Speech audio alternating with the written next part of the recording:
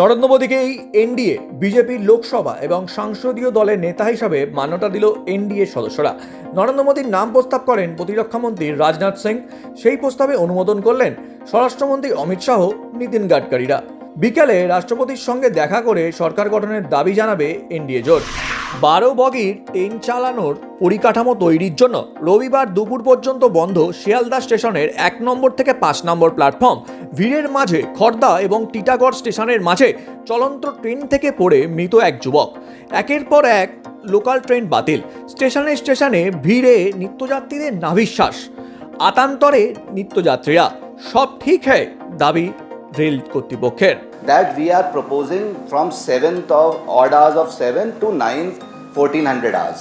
So from July onwards we will have all rakes 12 coach with 12 coaches running from all the platforms. Vote পর্ব মিটতেই আবার উত্তেজনা মণিপুরে। এক ব্যক্তির মৃত্যুকে ঘিরে চাঞ্চল্য মণিপুরের জিরিবাম জেলায়। পুলিশ সূত্রের খবর, পেশায় কৃষক 59 বছরের শৈবাম শরৎ কুমার সিং। ওই ব্যক্তির দেহ উদ্ধারের পর বিক্ষুব্ধ এলাকাবাসী একটি পরিত্যক্ত কাঠামোয় আগুন ধরিয়ে দেন। কয়েকদিন আগেই চাষবাস সেরে বাড়ি ফেরার পথে নিখোঁজ হন শৈবাম। এরপরই তার রক্তাক্ত দেহ উদ্ধার হয়। মৃতদেহে ধারালো অস্ত্র দিয়ে আঘাতের চিহ্ন ছিল বলে দাবি পুলিশের। রাষ্ট্রপুঞ্জ নিরাপত্তা পরিষদের অস্থায়ী সদস্য হল পাকিস্তান। শুক্রবার 182টি ভোট পেয়ে নিরাপত্তা পরিষদের অস্থায়ী সদস্যপদ পাওয়ার ভোটাভুটিতে জয়ী হয়েছেন শাহবাজ শরীফের দেশ। 2025 সাল থেকে পরবর্তী 2 বছরের জন্য নিরাপত্তা পরিষদের সদস্য থাকবে পাকিস্তান।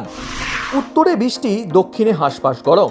দক্ষিণবঙ্গে বর্ষা ঢুকতে 2 থেকে 3 দিন দেরি হতে পারে, এমনটাই পূর্বাভাস আলিপুর আবহাওয়া দপ্তরের।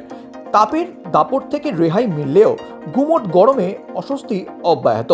সপ্তাহান্তে আরও গরম বাড়বে। শুক্রবার সন্ধে কলকাতা সহ 2 24 পরগনা ও পশ্চিম মেদিনীপুর জেলায় হালকা বৃষ্টির সম্ভাবনা রয়েছে বলেও জানানো হয়েছে।